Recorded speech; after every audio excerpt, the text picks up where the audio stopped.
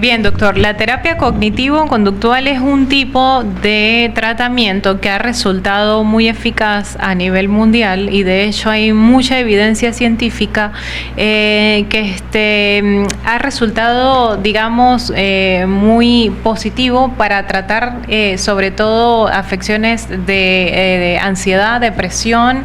Entonces, para definir un poco lo que se traduce en terapia cognitivo-conductual, cognitivo porque ocurre en la mente y conductual porque es la conducta, ¿ok? Entonces, la terapia cognitivo-conductual es un tipo de terapia que se centra en modificar patrones de pensamiento y que a su vez modifican la conducta, ¿ok? La conducta, sentimientos y comportamientos. Entonces, es una terapia que no es una terapia que va a largo plazo, sino que es una terapia que a corto plazo ha resultado muy beneficiosa para tratar este tipo de trastornos.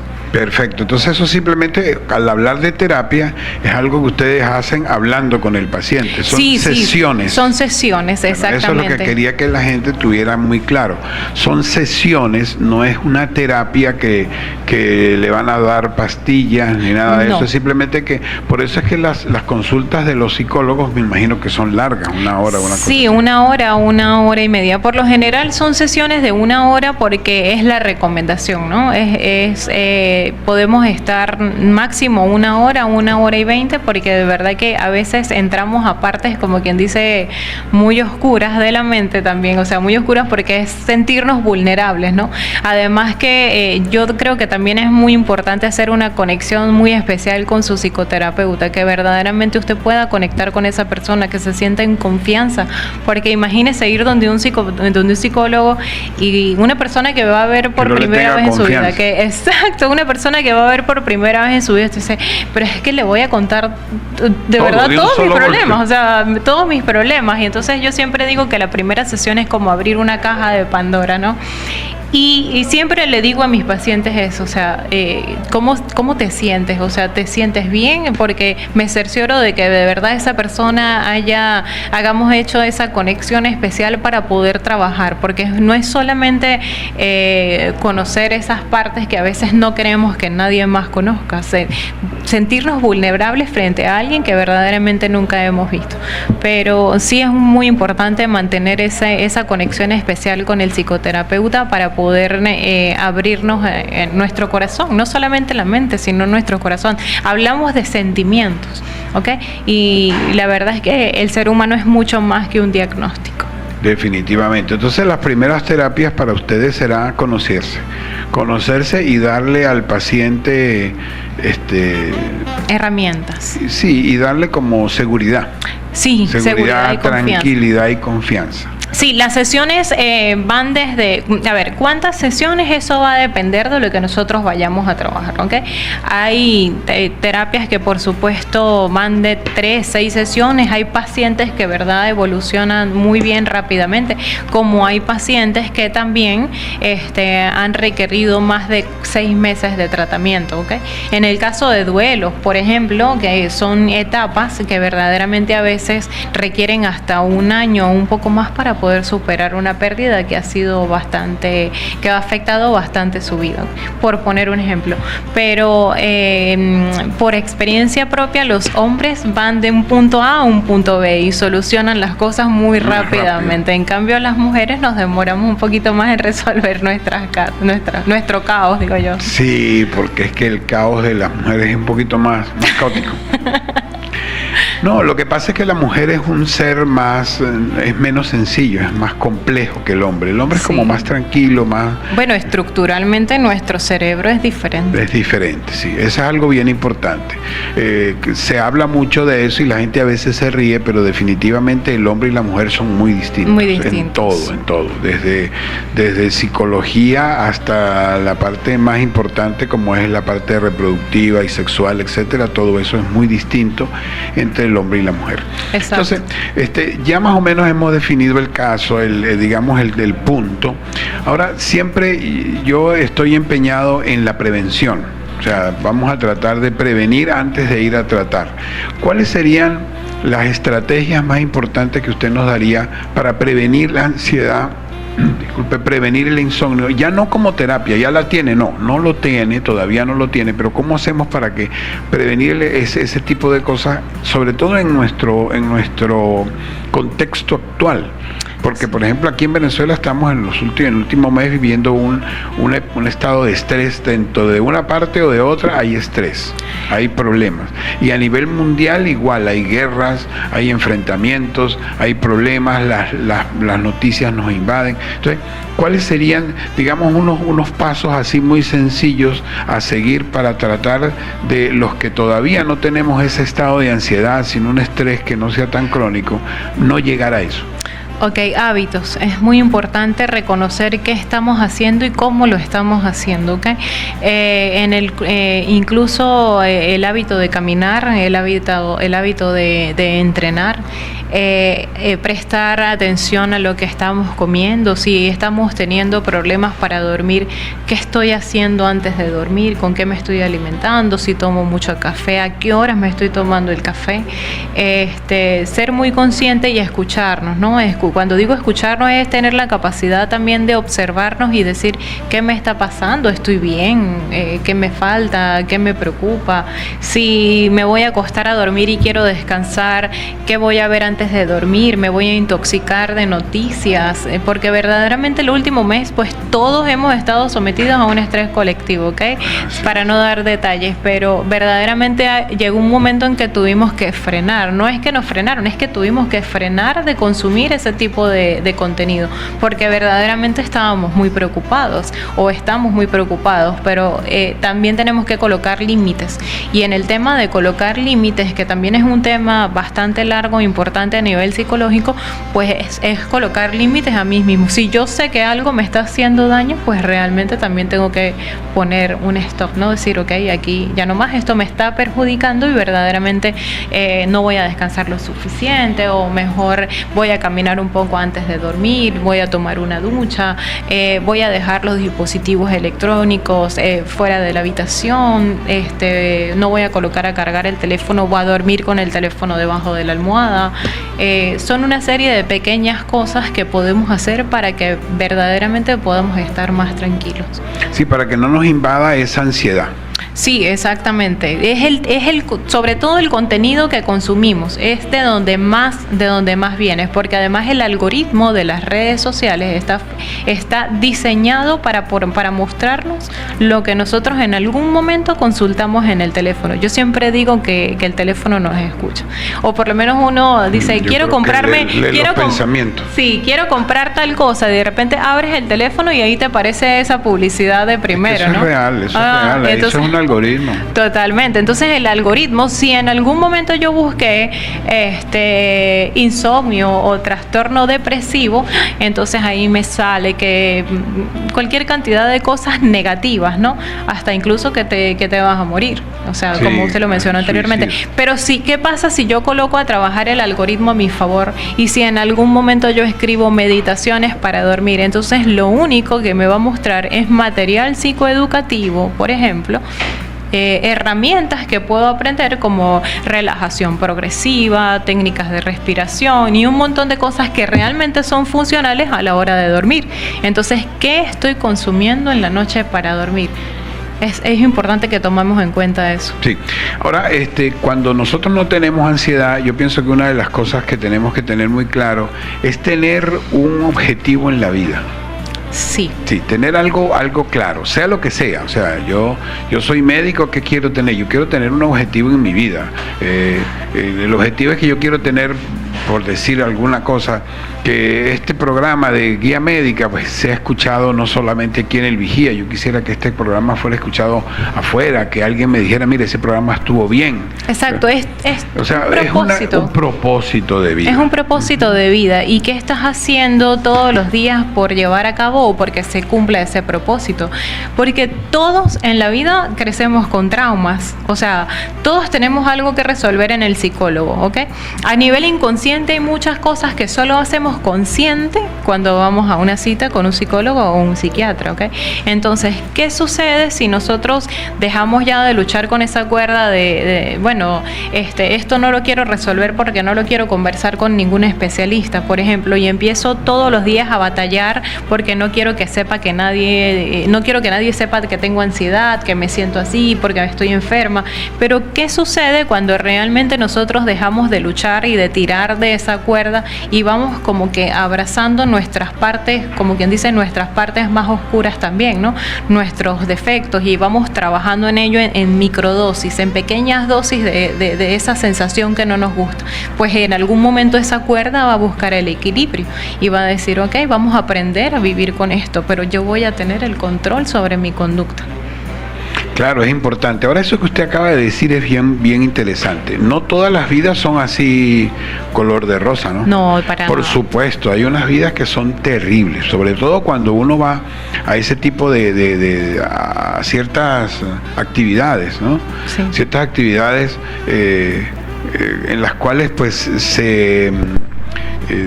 las personas se abren, ¿no? Y entonces hay ese intercambio de experiencias. Entonces ahí es cuando uno dice, caramba, yo como que no he vivido nada. Yo he sido el hombre más feliz del mundo. Pero asimismo, de repente hay cosas que yo haya vivido que otra persona no los ha tenido, no ha tenido esas experiencias. Entonces, pero yo creo que eso es necesario. O sea, caerse es necesario, sí, para poder levantarse y poder entonces aprender de esas experiencias negativas. Por supuesto, es que caer en la parte más oscura no necesariamente significa que sea malo, sino que eso va a ser una oportunidad para que yo me reconstruya, ¿ok? Claro, ¿Y cómo me voy a reconstruir? Exacto, y para crecer, es una oportunidad de crecer, de reconstruirme, de sanar. Entonces todos estamos en ese camino. Cuando le digo es que todos tenemos algo que resolver en terapia, claro, porque evidentemente desde que yo estoy en la universidad, una de nuestras exigencias los últimos años de formación es comiencen a ir a terapia, porque y lo aprendí, yo necesito estar bien para poder ayudar a otros. Entonces pues, yo cuido de mí para cuidar de otros. Definitivamente. A mí eso, usted sabe que eso a mí me impactó. Mi hijo es psicólogo también. Okay. Y a mí me llamó muchísimo la atención cuando él estaba en los últimos años, ni tan los últimos, como de mitad de carrera en adelante. Ajá. Lo primero fue que le asignaron un psicólogo. ¿Un psicólogo? Le asignaron un psicólogo en la universidad. La universidad hace eso. Le asignaron un psicólogo y me dice, papá, ahora yo tengo una consulta psicológica cada cierto tiempo, que tenía sus... Entonces, es interesante eso, ¿no? Sí, totalmente. Así deberíamos hacer los médicos, tener un médico, empezar a pensar que también nosotros nos enfermamos. Es que es muy importante, sí. Fíjese algo, o sea, si un papá o una mamá no está bien, ¿cómo voy a cuidar de mis hijos? Entonces, si yo como psicoterapeuta no me encuentro bien o emocionalmente no estoy bien, como también he tenido que hacer pausas, de repente una semana cargada de pacientes, escucharlos todos los días, o un día de 6 pacientes, ya a las 5 de la tarde uno dice, ok, me voy, no puedo más, o sea, uno se cansa, uno se carga. Usted debe ser terrible, ¿verdad? Claro, o sea, es un tema de mucha responsabilidad. Entonces, no se crea, hay semanas en que digo, esta semana va a ser suave. ¿Por qué? Porque necesito cuidar de mí para poder cuidar de otros, y siendo muy consciente y llevando muy responsablemente ese lema desde que salí de psicoterapia. Sí, es que así le toca a uno. A mí, por ejemplo, lamentablemente antier asistí a la muerte de un paciente, entonces esas son cosas que lo marcan. Totalmente. Y pasa uno, llega uno a la casa pero destruido totalmente. Lo que pasa es que en el área de salud yo siempre he dicho que se desarrolla mucho la empatía. Sí. Porque, y sobre todo en el área de la psicología, la psicoterapia, uno sentir o ser capaz de sentir el dolor ajeno, ¿no? Cuando alguien llega y te dice... Pero si supieras que eso es en Venezuela. Sí. Totalmente además porque yo he tenido la oportunidad de estar en otros países y mira, el médico no conoce al paciente, el paciente no conoce al médico, nadie es nadie, el paciente es un número y ahí está una computadora al frente y puede ver el paciente en la acera ahí mismo afuera y nos lo saluda. Aquí no, aquí termina uno siendo amigo del paciente. Total. Y después del amigo es el pana, ¿no? Y entonces imagínense cuando uno lo llaman, doctor, mire, soy yo, Luis. Y Luis, ¿cuántos Luises conozco yo? Es complicado, ¿no? Sí, o el paciente que le dice, mire, pero ¿dónde está usted? Porque pues yo quiero ir a consulta, ¿dónde está? Pues aquí en mi casa. ¿Pero dónde es su casa? Al lado de la casa de mi mamá, pues imagínate, pero ¿dónde es eso? Entonces, eso es bonito. Esa cercanía. Y sentirle, bonito. O sea, desarrollar la empatía por el paciente a veces es contenerte en una sesión, porque de repente es escuchar una historia que te remueve por dentro y que resulta que no puedo ponerme a llorar ahí con el paciente, ¿verdad? Si viene a buscar ayuda, ¿cómo? Pero sí es sentir y tocar esas fibras y sentir que eres humana y que dices, oye, o sea, este dolor es profundo. Sí. Y cuando conoces esas historias o historias de intentos de suicidio que lamentablemente han aumentado mucho en el estado y dices, wow, la gente está luchando y de verdad está luchando por mantenerse a flote. Aquí en el Vigía, licenciada, ¿cuál es la causa más importante de consulta, por lo menos en su consulta? Obviamente eso no nos puede decir un todo, pero por lo menos en eso pues tenemos una idea. La causa más común es depresión.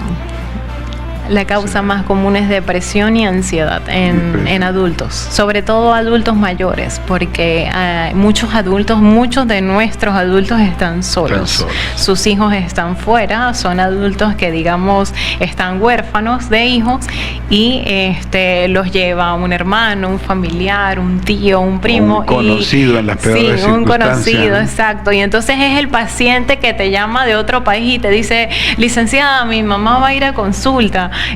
Ayúdeme con tal cosa, ¿no? Y entonces uno como que crea esa cercanía y esa afinidad con algunos pacientes y le dice, mire, yo no sé cómo va a ser usted, pero venga para el cumpleaños de su mamá. Sí. Pero cosas así, o sea, cosas que verdaderamente...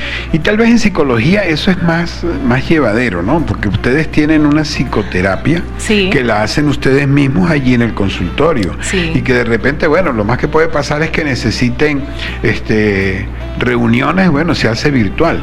Sí. Está Zoom, está cualquier cosa, hasta WhatsApp. Sí, pero la tecnología nos ha acercado. La cosa más difícil es con los médicos, porque entonces, hoy por ejemplo tuve un paciente que me decía, el paciente está deprimido, entonces yo le digo, tienes que ir a un psicólogo. Ay, pero ¿cómo voy a ir a un psicólogo? Es lo primero que me...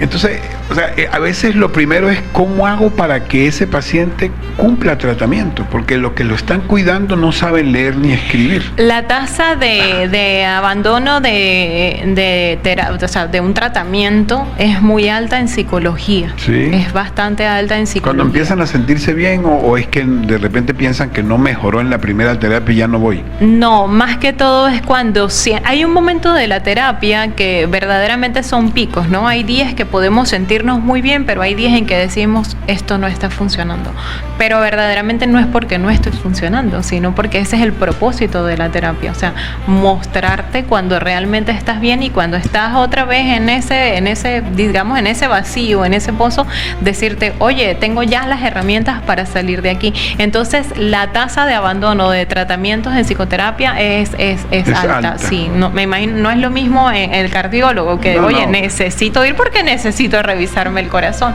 pero en psicología sí es alta la tasa. Sí, pero es que es difícil. Mire, la tasa de cumplimiento de medicamentos es difícil, es muy difícil.